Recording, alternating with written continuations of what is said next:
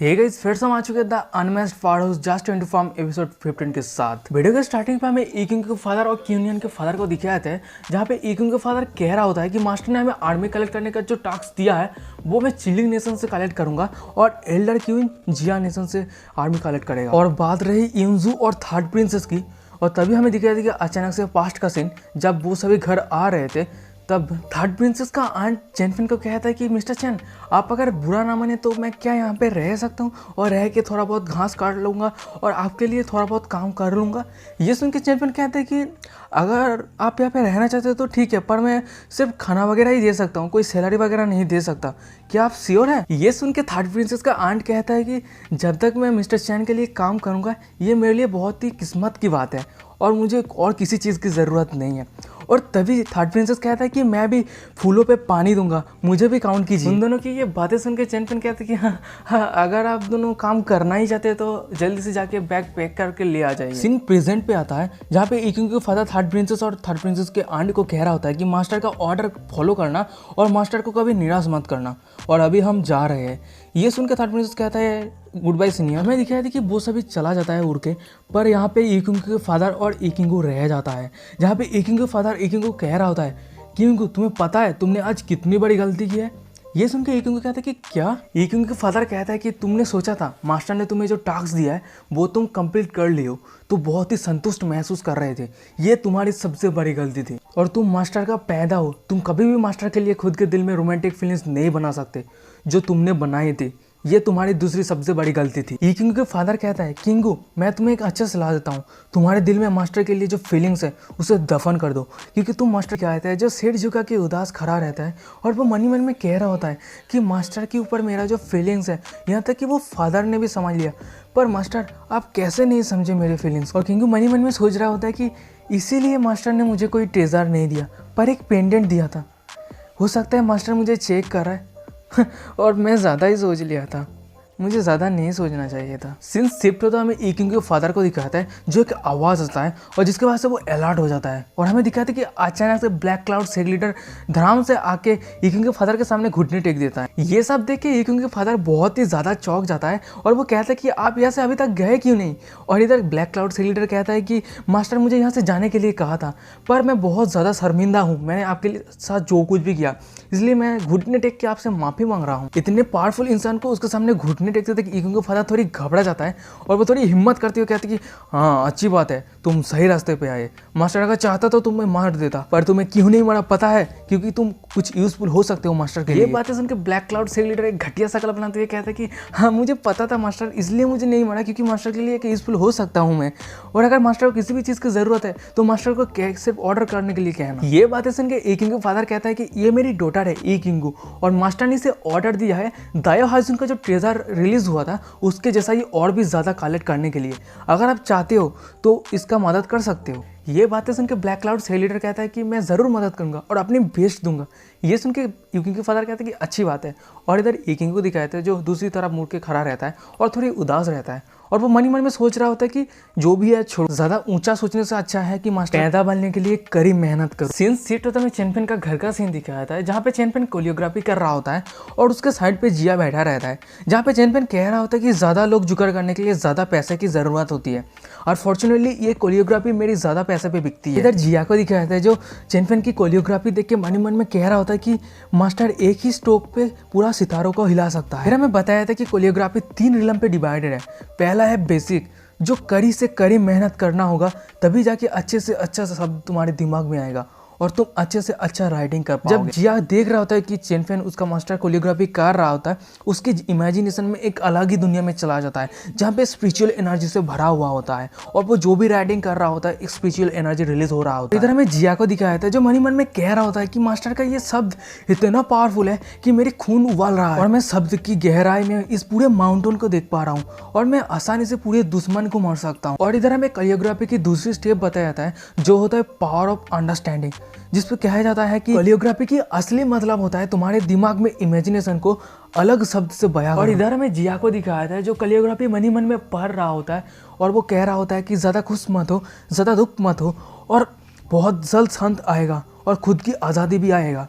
और हमें दिखाया था कि ये पढ़ते ही जिया के शरीर में कुछ होने लगता है। और इधर हमें कैलियोग्राफी की तीसरी रिलम बताया जाता है जो होता है the unity of the man and heaven. और यहाँ पे बताया जाता है कि अगर अब तुम unity of man and heaven achieve करना चाहते हो तो तुम्हें मेहनत की कभी कमी नहीं होना चाहिए। और इधर हमें जिया को दिखाया जाता है जो कह रहा होता है मन ही मन में कि ये जो दोनों पैराग्राफ है क्या मास्टर ये खुद के बारे में बता रहा है। फिर हमें दिखाया था कि जिया अचानक से आंख खोलता है और वो मनी मनी में कहता है कि क्या मास्टर ये दुनिया को अपने पैरों के तले रखता है और वो अभी मॉर्टल है तो इसलिए मॉर्टल जिंदगी जी रहा है। फिर हमें दिखाया था कि फाइनली चैंपियन कैलियोग्राफी खत्म कर दिया होता है और वो कह रहा था कि फाइनली खत्म हुआ और वो कहता है कि अनफॉर्चुनेटली ये इतना अच्छा राइटिंग नहीं था। और इधर जिया को दिखाया जाता है जो ये बातें सुनकर बहुत ही हक्का बक्का रह जाता है और वो कहता है कि ब्रदर आपने बहुत ही अच्छा लिखा फिर भी आप सेटिस्फाइड नहीं है। और इधर हमें चैन फैन को दिखाता है जो अपनी फैंटेसी दुनिया में खोया रहता है और वो मनी मन में सोच रहा होता है कि मैं सिर्फ पैसे से ग्रीन हाउस ही नहीं बना सकता, उसके साथ साथ मैं इकिंग के साथ डेट पे भी जा सकता हूँ।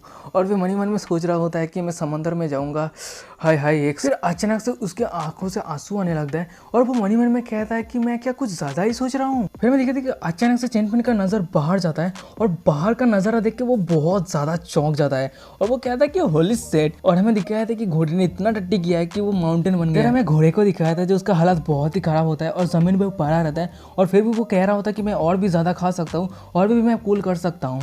और इधर हमें दिखाया था कि सौबाई को, सानक्रो को और एंशिएंट डिमन एंड को जो उसका हालत देख के वो बहुत ही ज़्यादा चौंक गया होता है और वो कह रहा था कि अरे ये क्या हो गया, इसके साथ क्या हो गया। फिर वहाँ पे चैन फैन आ जाता है और उसको घोड़े को चेक करने लगता है। घोड़े को चेक करने के बाद कहता है कि ये अजीब बात है, मैं चेक किया अभी तक कोई भी डिजीज ढूंढ नहीं पाया। फिर चैन फैन कहता है कि इस घोड़े को देख के ऐसा लग रहा है कि वो जीने के हालत में नहीं है, वो थोड़ी देर में ही मरने वाला है, इससे बेहतर होगा कि उसको काट के उसके मेट को खा लिया जाए। फिर की ये बातें सुन के सौबाई, सानक्रो, दायसन उसके साथ साथ जिया बहुत ज़्यादा चौंक जाता है और वो कहते हैं कि अब वो मरने वाला है, घोड़ा मरने वाला है, उसको अब कोई नहीं बचा सकता। और इधर हमें घोड़े को दिखाया था जो चैंपियन को जाते हुए देखता है और वो मनी मन में कहता है कि कितनी दुख की बात, मैं ड्रैगन क्लैन का थर्ड प्रिंस हूँ, एक मिथोलॉजिकल बीस्ट अजूरा ड्रैगन, और मेरी जिंदगी ऐसे ही खत्म हो रहा है। और धीरे धीरे उसका आंख बंद होने लगता है और वहीं पे तभी जिया आ जाता है। जिया घोड़े के ऊपर अपनी नन्ही सी हाथ रखते हुए कहता है कि हम सभी ने देखा आपने कितनी कड़ी मेहनत किया है, अगर आप यहाँ पे कंटिन्यूसली जीना चाहते हैं तो मेरे पास एक प्लान है। ये सुन के वो घोड़ा कहता है कि प्लीज मेरी मदद कीजिए। जिया कहता है कि तुमने 100 एकड़ से भी जमीन प्लो कर दिया है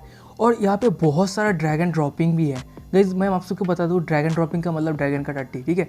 वो जिया कहता है कि यहाँ पे बहुत सारा ड्रैगन ड्रॉपिंग भी है बट तुमने एक चीज़ नहीं किया है, वो है कि तुम्हें ये ड्रैगन ड्रॉपिंग ज़मीन के साथ मिक्स करना होगा। इससे क्या होगा कि ज़मीन का लेवल बहुत ही अच्छा बढ़ जाएगा। मैं दिखाया था कि वो घोड़ा अपने लिमिट से भी ज़्यादा मेहनत कर रहा होता है और अचानक से वहाँ पे चैंपियन आ जाता है और चैंपियन जिया को यहाँ पे देख के वो कहता है कि जिया तुम यहाँ पे क्या कर रहे हो। ये सुन के जिया कहते हैं कि ब्रदर देखिए वो स्किनी घोड़ से ज़मीन प्लो कर रहा है, ये बहुत ही ज़्यादा मज़ेदार है। जिया की ये बातें सुनकर चैंपियन घोड़े के लिए मेडिसिन बनाने चला जाता है और वो मनी मन में कह रहा होता है कि मैं अगर इस स्किनी घोर्स को मार देता हूँ तो जिया बहुत ज़्यादा दुखी हो जाएगा। फिर हमें दिखाया था कि चैंपियन मेडिसिन बना के ले आया होता है और मेडिसिन से बहुत ही ज़्यादा स्पिरिचुअल एनर्जी रिलीज हो रहा होता है।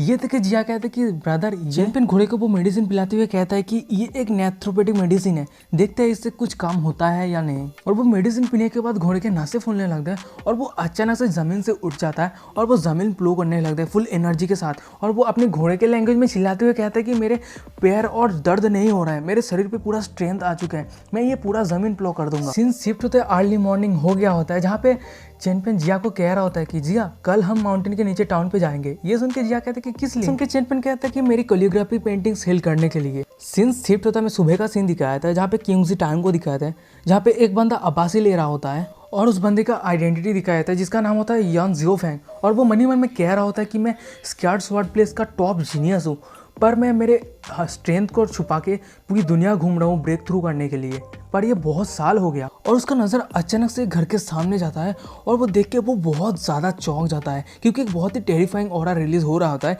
ये देख के वो मनी मन में कह रहा होता है कि ये टेरिफाइंग ऑरा कहाँ से आ रहा है, क्या हो रहा है यहाँ पे। फिर यंग जियोफांग उस दुकान के अंदर जाता है, वो जितना अंदर जाता है उतना ज़्यादा टेरिफाइंग ऑरा रिलीज होने लगता है। वहाँ पे कोई कह रहा होता है कि मिस्टर चैन का जो पेंटिंग होता है वो एकदम मास्टरपीसेस होता है। वहीं पे एक बंदा ये पेंटिंग देख के वो कहता है कि ओल्ड वांग क्या ये पेंटिंग मुझे बेचना पसंद करोगे। ये सुन के दूसरा वाला बंदा कहता है कि मैं डबल दूंगा, मुझे दो। उसे सुन के तीसरा वाला बंदा कहता है नहीं उसका मैं 3 गुना दूंगा, मुझे दो। और इधर हमें यंग जियोफांग को दिखाया था जो मनी मन में सोच रहा होता है कि ये मॉर्टल के झुंड पे इतना खतरनाक ट्रेजर क्या कर रहा है। यान जियोफांग उस पेंटिंग को को जब सामने से देखता है वो बहुत ज़्यादा चौंक जाता है, क्योंकि उस पेंटिंग को देखते ही वो एक अलग ही दुनिया में चला जाता है, जहाँ पे समंदर पे पानी उथल उथल रहा है और वहीं पे एक मिडिल पे एक इंसान खड़ा रहता है और वो इंसान यान जाओफेंग की तरफ देख रहा होता है। ये देख के यान जाओफेंग बहुत ज़्यादा चौंक जाता है और वो मनी मन में कहता है कि क्या स्वॉर्ड इंटेंट, और वो मनी मन में कहता है कि ये सबसे हाईएस्ट रिलम के स्वॉर्ड डाओ स्वॉर्ड इंटेंट से यान जाओफेंग दुकान के मालिक को पकड़ लेता है और वो कहता है कि बॉस ये पेंटिंग मुझे कितने में सेल करना चाहते हो। ये सुन के दूसरे वाले बंदा कहता है कि अरे तुम कौन हो, तुम कैसे यहाँ पे आ गए।